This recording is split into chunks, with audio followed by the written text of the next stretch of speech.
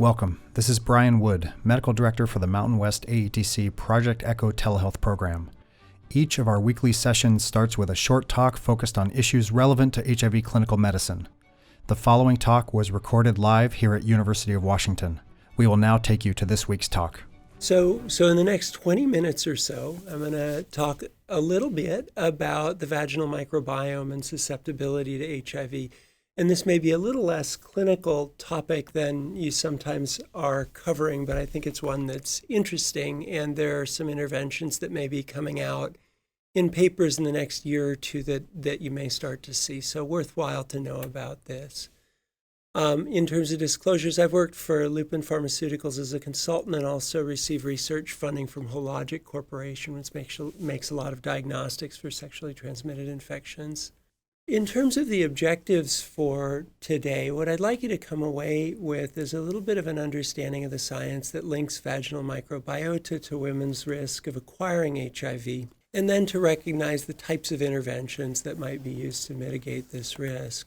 And to do that, I'll first touch on the older data on bacterial vaginosis and susceptibility to HIV infection, then move to the new sort of modern studies of molecular studies of vaginal microbiota and HIV, talk about the mechanisms through which vaginal bacteria may influence HIV risk, and finally talk about interventions that might reduce HIV risk by manipulating the vaginal microbiota. So starting off with BV and susceptibility to HIV, I want to first just briefly orient or reorient you to the diagnosis of bacterial vaginosis. It's diagnosed clinically and in most clinical settings using Amsel's criteria, which is the presence of an abnormal vaginal discharge, clue cells like the figure shown in the upper right-hand corner of this slide, a pH greater than or equal to 4.5, and the release of an amine odor when 10% potassium hydroxide is added to a slide with vaginal fluid. In research, we much more frequently make this diagnosis using a gram stain and based on the relative proportions of bacteria that are morphotypes that look like Lactobacillus, Gardnerella, and Mobiluncus. And this slide, which comes from a paper that's now 10 years old, but from Adriani, Martin, Hilber, summarizes really all of the older data that are published on BV as a risk factor for HIV acquisition. So in the forest plot, you see both unadjusted and adjusted risks for a range of studies, almost all of them from sub-Saharan Africa. And then at the bottom, the combined meta-analytic effect estimates, so 1.78 unadjusted and 1.57-fold adjusted increased risk for HIV in women with bacterial vaginosis compared to without. One of the things that emerged from this study was that there was a lot of heterogeneity in these data, and so these investigators did something that I'd almost never seen before, which is they collected individual patient data from about 14 different cohorts, total of about 12,000 women in this study. And I know a lot about it because our cohort was included in this. And they created a new gigantic data set and ultimately came up with a very similar answer compared to women with normal vaginal microbiota by gram stain. Women with both intermediate microbiota and bacterial vaginosis had 1.4 to 1.5-fold increased risk for HIV acquisition. This slide really gets it, so why should we care? We've known from the late 1980s that sexually transmitted infections and genital tract infections are associated with increased risk of HIV acquisition. Why worry about BV? And these data come from the PhD dissertation of one of my Kenyan trainees. What we're looking at here is population attributable risk percent for HIV in the Mombasa sex worker cohort from 1993 to 2012. So each colored bar is a 5-year period. And population attributable risk percent, unless you've had sort of some immersion in epidemiology, is kind of a principle that only epidemiologists can love. Essentially, it's a construct for trying to understand what proportion of all of the HIV infections in this population might be due to this condition. What the arrows are pointing out here is that BV is secondary only to prevalent herpes infection, mainly because it's highly prevalent, about 30% of women at any given time in this population, and it tends to recur. So about 15% of HIV infections in this population may be due to bacterial vaginosis, and about another 5% for this intermediate vaginal microbiota category. And as you follow across here, you get an idea for the much lower population attributable risk percents for things like trichomonas, Neisseria gonorrhea, nonspecific cervicitis, etc. So I want to move now to the recent molecular studies of the vaginal microbiota as a risk factor for HIV acquisition. And the first, we'll take a quick side trip into sort of the molecular world of vaginal microbiota. This field really sort of exploded onto the scene in 2005 with David Frederick's New England Journal paper, which, interestingly, the methods for that would look really archaic by today's standards, but identified that in bacterial vaginosis, there was a much broader range of bacteria than we had previously realized were present.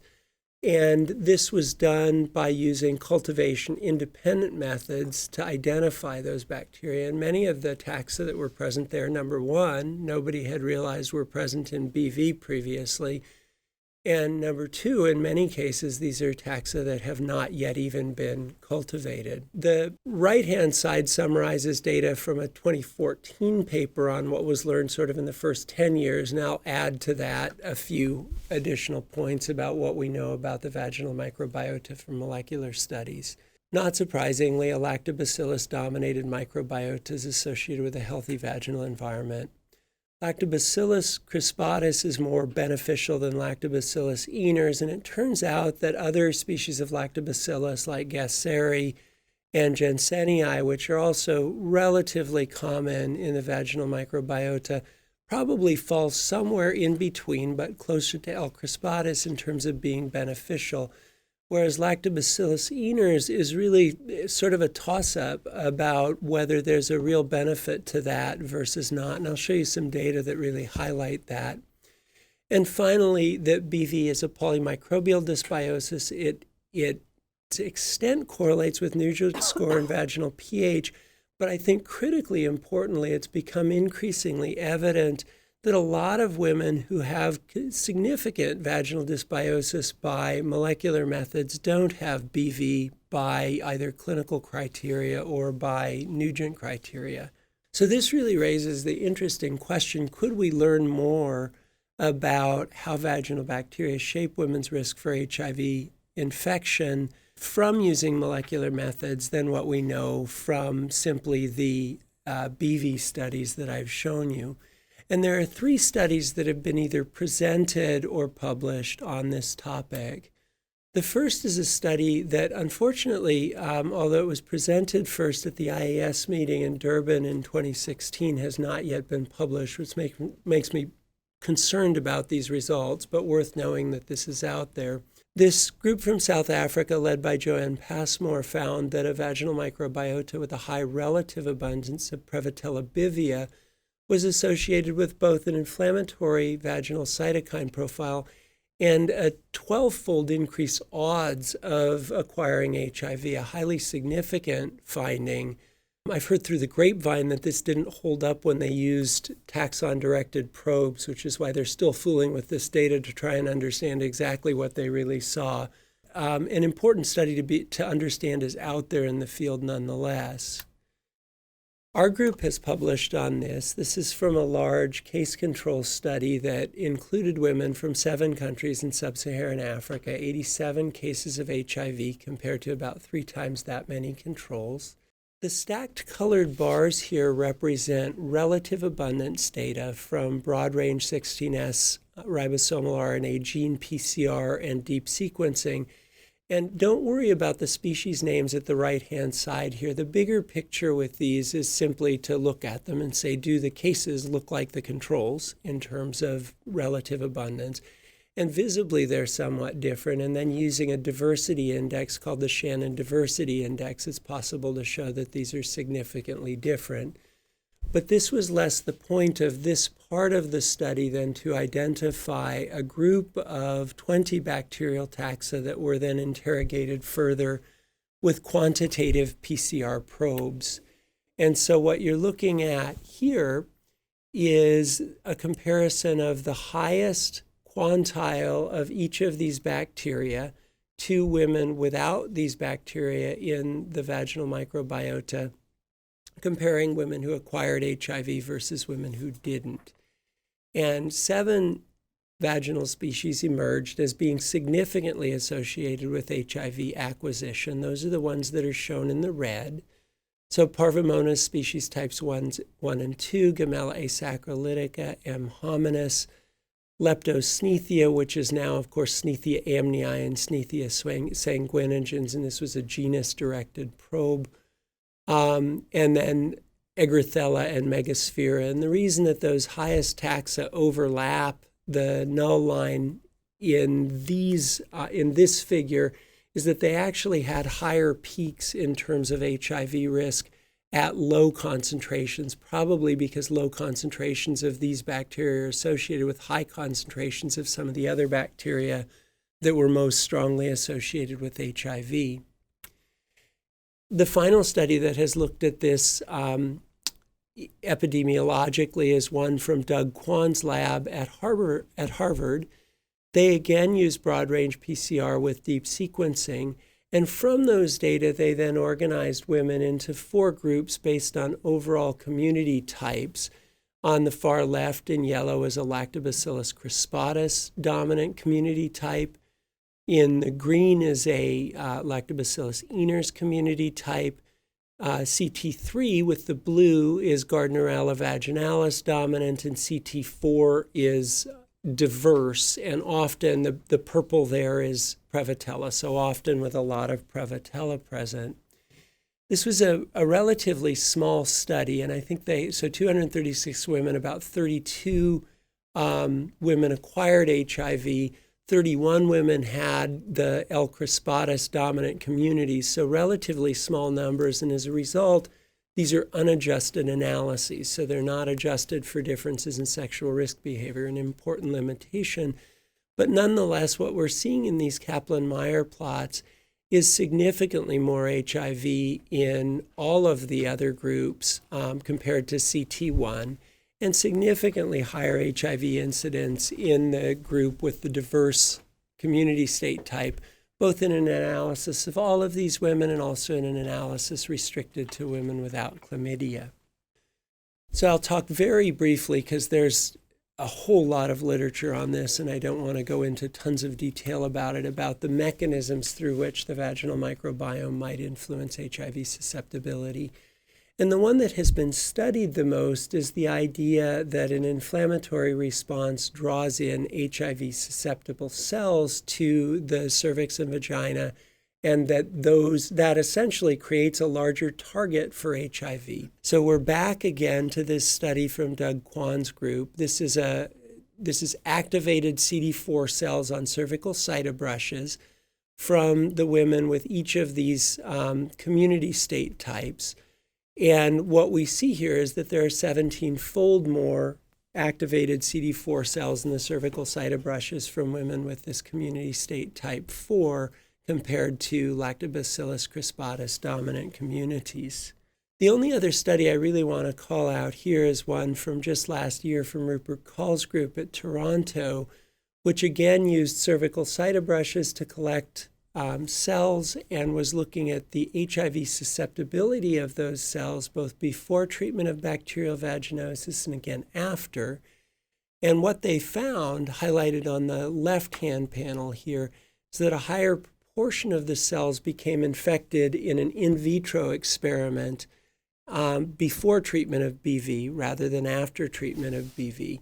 They also thought they were going to see larger numbers of cells getting infected before treatment of BV than after BV, and did not. So this study is sort of a glass half empty or half full, but I do think really interesting evidence suggesting that bacterial vaginosis may increase the susceptibility of target cells to HIV. So to just summarize this mechanism, this is a nice figure from one of these papers. On the left, a Lactobacillus crispatus dominant microbiota is associated with relatively little cytokine and chemokine gradient, relatively few activated CD4 cells, and as a result, relatively little HIV infection. This is a conceptual model, not proven science. On the right, bigger cytokine and chemokine gradient, far more activated CD4 cells in the tissue of the cervix, and as a result, a more permissive environment for HIV infection. And many of the steps of this have indeed been demonstrated in strong epidemiological studies, not in clinical trials. And again, there's not clinical trial evidence for this at this time. So finally, what are we looking at as possible interventions that could reduce women's HIV risk by manipulating the vaginal microbiota? And I want to start out by just mentioning treatment for bacterial vaginosis. So symptomatic BV, of course, we have the CDC recommendations for 7 days of twice daily oral metronidazole or a 5-day intravaginal regimen of metronidazole or 7 days of intravaginal Clinda.